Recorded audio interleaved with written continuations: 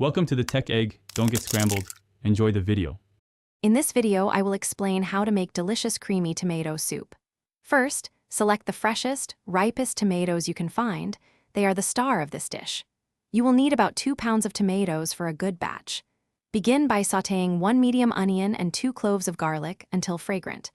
This foundational step builds a rich flavor profile for your soup.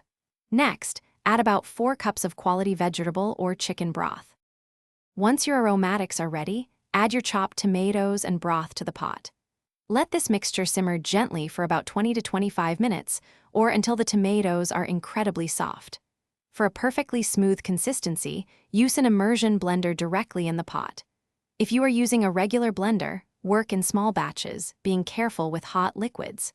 For ultimate silkiness, pass the blended soup through a fine mesh sieve. Now for the creamy part.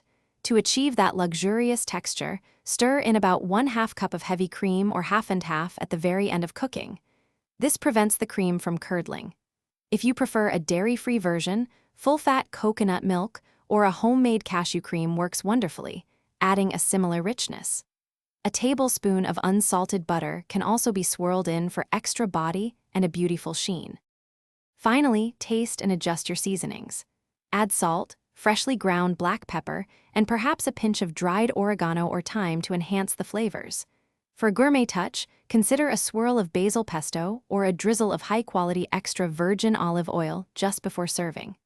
This creamy tomato soup is best enjoyed hot, perhaps alongside a classic grilled cheese sandwich or some warm, crusty bread. Garnish with fresh basil leaves. Thanks for watching. Consider subscribing if I helped unscramble your problems.